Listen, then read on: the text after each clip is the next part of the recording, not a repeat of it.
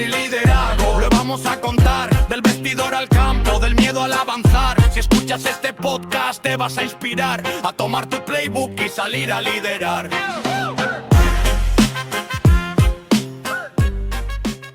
A ver, resulta que el sistema ofensivo más letal en la historia del fútbol americano, el mismo que domina la liga hoy en día, no fue inventado por un momento de genialidad pura frente a una pizarra. O sea, no fue una epifanía táctica ni nada de eso. Fue inventado por puro pánico. Exacto. Nació simplemente porque al mariscal de campo estrella se le rompió el brazo. Y fíjate que es uno de los giros del destino más irónicos en toda la historia del deporte. Porque, digamos, una limitación física obligó a reescribir por completo las leyes matemáticas de un juego que hasta ese momento dependía casi 100% de la fuerza bruta. Sí, de empujar al rival con más fuerza, básicamente. Y bueno, de eso exactamente trata el análisis de hoy. Estamos revisando un documento súper interesante, el PDF llamado Investigación Detallada West Coast Offense. Ajá, un archivo que desglosa toda la arquitectura táctica, las métricas, la historia. Así es. Y la misión de esta inmersión profunda es desmitificar la famosa West Coast Offense. Vamos a demostrar que no es simplemente un cuaderno de jugadas enfocado en pases cortos, sino que es una verdadera revolución intelectual. Totalmente. Vamos a ver cómo esta crisis transformó toda la brutalidad del fútbol americano en una ciencia de precisión, de geometría y de manipulación absoluta del tiempo. Porque si uno lo piensa, el cambio de paradigma fue total. Tradicionalmente este deporte se entendía casi como una guerra de trincheras, ¿no? Claro, una prueba de resistencia física donde la estrategia era bastante rudimentaria y hasta predecible. Y la evolución táctica que vamos a desmenuzar reemplazó toda esa fuerza bruta por un cálculo casi balístico. Pero bueno, para entender cómo este sistema conquistó la liga, primero hay que derribar su mayor mito fundacional. Y eso empieza por el nombre mismo. Sí, el famoso nombre. Exacto, porque resulta que la West Coast Offense ni se originó en la costa oeste de Estados Unidos, ni fue diseñada inicialmente para hacer un ataque de pases cortos. A ver, analicemos esto, porque de verdad parece un guión de película.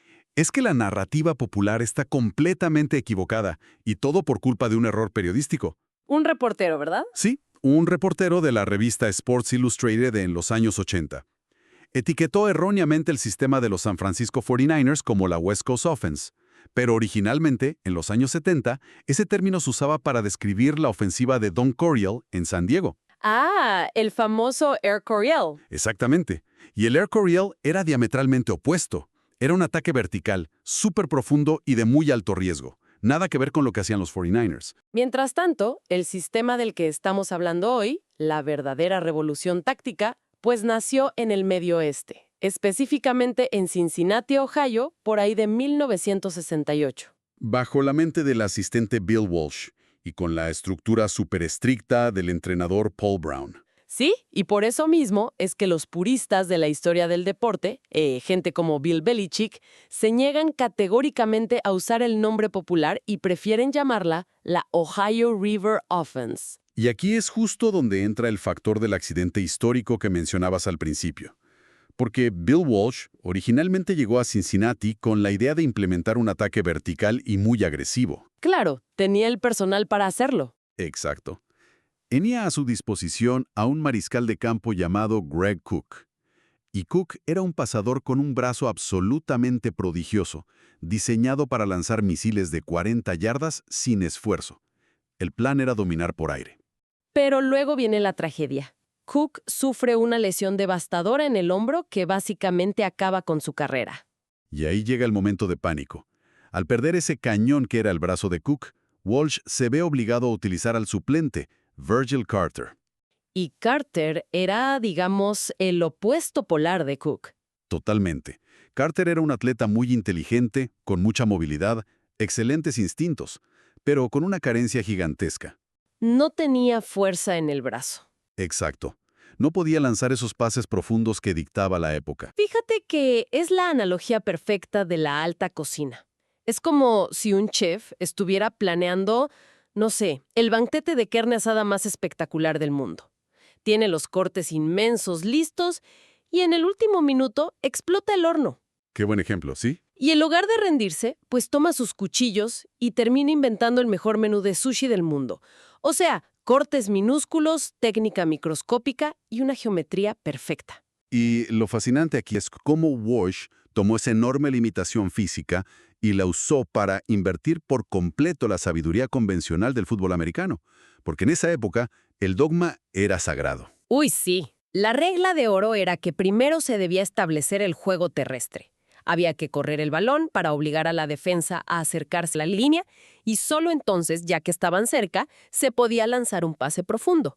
Era una ley inquebrantable. Pero Walsh, apoyado también en ideas de Sid Gillman y Al Davis, demostró empíricamente que esa ley era falsa. Su innovación consistió en proponer que el pase corto y rápido podía usarse como un sustituto directo de la carrera. Una ofensiva de moneda de 10 centavos, como le decían. Así es. Demostró que se podía controlar el balón, mover las cadenas poco a poco con pases de altísima probabilidad y usar esa misma eficiencia para obligar a la defensa a retroceder. Y eso establecía las condiciones perfectas para, eventualmente, correr el balón. Literalmente invirtió la pirámide táctica. Pero claro, al abandonar el juego terrestre tradicional como motor primario, surge un problema físico evidente. El mariscal iba a lanzar muchísimo más. Exacto.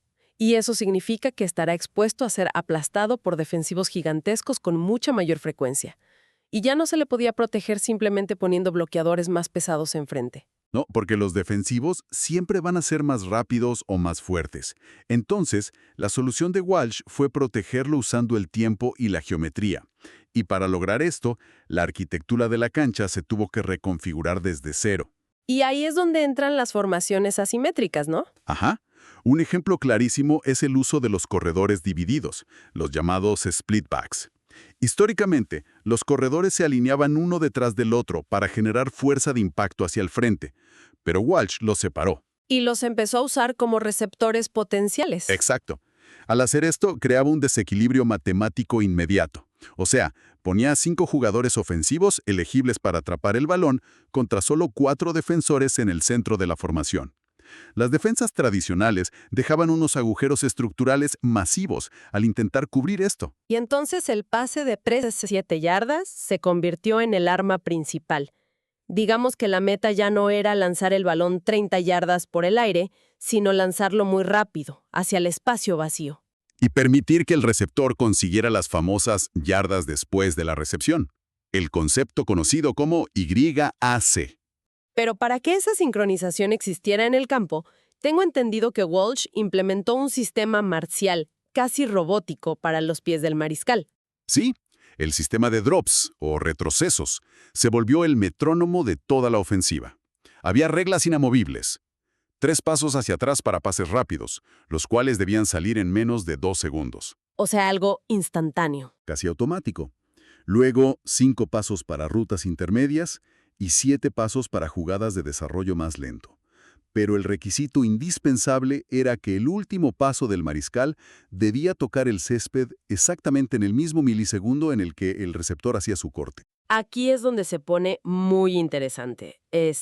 Pero también me genera una duda enorme leyendo los manuales, porque entiendo la belleza de esa coreografía, pero si el retroceso del mariscal dicta el momento exacto del pase, ¿no se vuelve la ofensiva demasiado rítmica? ¿Refieres a predecible? Sí, o sea, ¿no corre el riesgo de volverse increíblemente predecible para un buen defensor que simplemente cronometre esos 3 pasos y ataque al receptor? Si conectamos esto con el panorama general de la época, ese fue exactamente el primer instinto de las defensas en los 80. Los esquineros comenzaron a jugar de manera muy física, en la línea de golpeo, intentando empujar a los receptores para alterar esa sincronización aunque fuera por medio segundo. Porque medio segundo arruinaba toda la jugada. Claro. Sin embargo, la genialidad de este sistema radica en que la sincronización perfecta anula la predictibilidad. El proceso de toma de decisiones está predeterminado.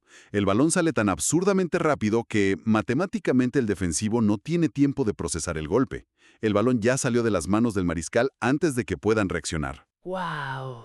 Y revisando los datos avanzados que sustentan esto en el PDF, hay una métrica fascinante que parece el código base de toda esta filosofía. Me refiero al NEAY, las yardas netas ajustadas por intento de pase. Esa métrica lo explica todo, la verdad. Es que la fórmula es brutal. Sumas las yardas de pase más 20 veces los touchdowns menos 45 veces las intercepciones. Y menos las yardas perdidas por capturas, las famosas sacks.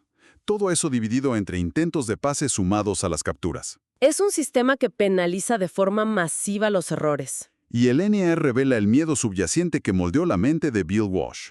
Restar 45 puntos por una intercepción refleja cómo perder el balón destruye las probabilidades de ganar.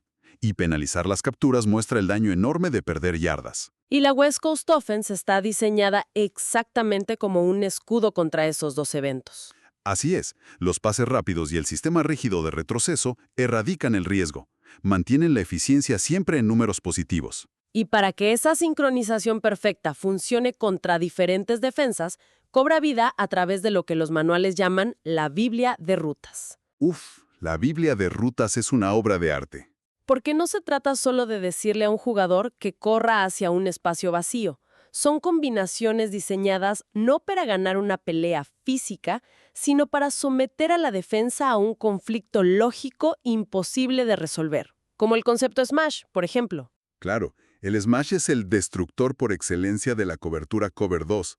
En esa defensa, los dos profundos se dividen la parte lejana del campo y los esquineros se quedan cerca de la línea. Defendiendo el pase corto, digamos. Exacto. Entonces el concepto smash introduce un dilema insoluble ahí. Mandan a un receptor a correr una ruta corta a 5 yardas justo enfrente del esquinero y simultáneamente otro receptor corre una ruta hacia la esquina profunda a 15 yardas. Entrando justo detrás del esquinero, pero lejos del profundo. O sea, es exactamente como un ataque de tenedor en el ajedrez. Esa es una gran analogía. Sí, donde una sola pieza ataca dos objetivos a la vez. El oponente, sin importar qué tan atlético sea, está garantizado a perder al menos uno. Para el esquinero es tortuoso. Sí, porque si se queda abajo para cubrir el pase corto, el balón vuela sobre su cabeza. Y si retrocede para defender lo profundo, el receptor corto atrapa el balón completamente solo. Y al forzar estas decisiones lógicas, perdedoras, el sistema intelectualiza todo. Obliga al coordinador defensivo a pensar en lugar de reaccionar agresivamente. Y pensar ralentiza los músculos en el campo. Otro pilar importantísimo de esta Biblia es el concepto stick. Se convirtió en el motor para situaciones de tercer down y corto yardaje. Es una lectura triangular donde saturan una zona con 3 receptores y sobrecargan a un solo defensor. Imposible de defender físicamente. Y luego está el concepto mesh, que es el verdugo de la marca personal. En lugar de pedirle a un receptor que corra más rápido que su marcador, usa el tráfico peatonal como arma. Ah, sí, los famosos ROBs o interferencias naturales. Exacto. 2 receptores cruzan a 5 yardas de profundidad, pasando a menos de 1 metro de distancia el uno del otro. Crean un embotellamiento intencional y los defensores terminan chocando entre sí. Y si la defensa intenta rodear el tráfico, tienen válvulas de escape y rutas profundas por las bandas. Y esa misma manipulación se aplica verticalmente con conceptos como el shallow cross y el drive. Inundan el campo horizontalmente para crear un conflicto de alto y bajo para los apoyadores. Claro, ponen a uno cruzando a 3 yardas frente a la cara del apoyador y a otro cruzando a 12 yardas a sus espaldas. Un humano no puede saltar para cubrir ambos niveles a la vez. Imposible biológicamente. Sin embargo, tener un manual infalible en teoría no sirve de mucho si los jugadores entran en pánico bajo la presión de un partido real. Y la solución de Walsh para esto me parece brillante: eliminar la toma de decisiones emocionales mediante guiones. El famoso scripting. Walsh fue el pionero en guionizar las primeras 15 a 25 jugadas del partido. El fundamento era que una decisión analizada el miércoles, con calma en la oficina, siempre será mejor que una tomada el domingo bajo estrés extremo. Y esos guiones tenían propósitos muy específicos. Establecer ritmo para que el mariscal entrara en flujo. Recolectar inteligencia viendo cómo reaccionaba la defensa a los movimientos previos. Y dictar el estilo de juego. Obligaban al rival a pasar a la defensiva desde el inicio. Entonces, ¿qué significa todo esto? Porque tengo una duda. Si un equipo entra con un guión inamovible de 15 jugadas y en la jugada 3 la defensa sale con una formación completamente sorpresiva, ¿no se corre el riesgo de que todo el plan se desmorone por no improvisar? Esto plantea una pregunta importante sobre cómo funcionaba esa rigidez. El guión de Walsh no era un corsé ciego, era más bien una herramienta de diagnóstico continuo. Si en esa jugada 3 la defensa mostraba algo caótico, el mariscal tenía chequeos automáticos en la línea. Ah, los audibles. Exacto. Podía cambiar la ruta hacia una válvula de escape preestablecida en el mismo sistema. El guión absorbía el impacto y seguía fluyendo. Y esa planificación meticulosa para cualquier situación encontró su validación definitiva en la dinastía de los 49ers de 1979 al 88. Y claro, con los ejecutores perfectos, empezando por Joe Montana. El cirujano, como le decían, Montana no tenía el brazo más fuerte, pero su anticipación y su juego de pies eran impecables. Lanzaba el balón al vacío antes de que el receptor siquiera volteara. Y la pieza complementaria fue Jerry Rice, que maximizó ese concepto de las yardas después de la recepción.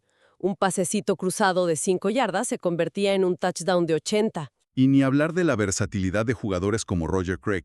Fue el primero en sumar 1000 yardas corriendo y 1000 recibiendo en un año. Era un receptor disfrazado de corredor. El contraste con la filosofía Air Coryell, que dependía del bombazo vertical, era abismal. La ofensiva de Walsh era de control de reloj, era desgastante. Pero toda esta eficacia matemática generó una emergencia defensiva en la NFL. Desató una carrera armamentística de innovaciones tácticas espectacular. Los coordinadores defensivos de la época tuvieron que reinventarse para sobrevivir. La primera respuesta fue la violencia pura de Buddy Ryan y su defensa 46. Mandaban cargas extremas para golpear al mariscal antes de que terminara sus 3 pasos, ¿no? Sí, querían ahogar la geometría con golpes. Pero la violencia tiene un límite contra la matemática. El verdadero antídoto intelectual fue la defensa Tampa 2 de Tony Dungy y Monte Kiffin. Que distorsiona las reglas tradicionales de las zonas. Exacto. Imagínate la defensa de zona clásica. El apoyador central normalmente se queda cerca de la línea para frenar la carrera. Ajá, el jugador más grande de la defensa en el centro. Pues en la Tampa 2, a ese mismo jugador se le ordena retroceder muchísimo por el centro del campo. O sea, actúa casi como un tercer profundo. Claro, para robarse esas rutas cruzadas letales del concepto mesh. Así es. Y a los esquineros se les pide anclarse en zonas muy poco profundas. Se asume que el pase corto se va a completar, pero el esquinero está ahí para taclear de inmediato, eliminando las yardas después de la recepción. Permiten la recepción, pero niegan el avance. Y bueno, la evolución no paró ahí. Hoy vemos conceptos como la match zone o la defensa 3-8, donde quitan a los linieros pesados y meten a 8 defensivos secundarios para competir en velocidad. Pero claro, el árbol genealógico de Walsh también evolucionó. Sí, se ramificó con mentes brillantes. Mike Holmgren adaptó el sistema para mariscales de brazo súper fuerte como Brett Favre. Mike Shanahan lo casó con el bloqueo de zona, creando un play action letal. Y luego, alguien como Andy Reid lo fusionó con conceptos universitarios de air raid y opciones de carrera pase. Si lo comparamos con el software, es como si Walsh hubiera escrito el código base original. Y Reid es la actualización. Exacto. Reid y Sean McVay están lanzando la versión 3.0 que corre en un hardware completamente nuevo y ultra potente, como Patrick Mahomes. Es una analogía genial. Porque estrategas como Kyle Shanahan o McVay usan hoy la ilusión de complejidad. Mantienen el mismo personal en el campo, pero con un movimiento perpetuo antes de iniciar la jugada, engañando a los defensores. Y la paradoja moderna es increíble. Un sistema diseñado para esconder la debilidad del brazo de un mariscal suplente lesionado, hoy es la plataforma para atletas extraterrestres de brazo potente como Mahomes o Josh Allen. Hoy potencia la explosividad atlética moderna. Es el triunfo absoluto de la mente sobre la materia. Transformaron colisiones ciegas en una ecuación de alta velocidad. Pero esto nos deja con una inquietud enorme de cara al futuro. ¿A qué te refieres? Bueno, recordando la obsesión de Walsh por la predeterminación y por anular el error humano con sus guiones de 15 jugadas, si un genio con papel y video pudo neutralizar a los mejores atletas del mundo, ¿Qué va a pasar cuando la inteligencia artificial y los algoritmos predictivos masivos entren al juego? Uf, qué tema. O sea, llegará el momento en que las máquinas diseñen esos guiones iniciales procesando millones de datos en milisegundos. Se volverá obsoleta la genialidad humana frente a un sistema de cálculo perfecto. Es un concepto fascinante para que los que nos escuchen se queden reflexionando hasta nuestro próximo análisis.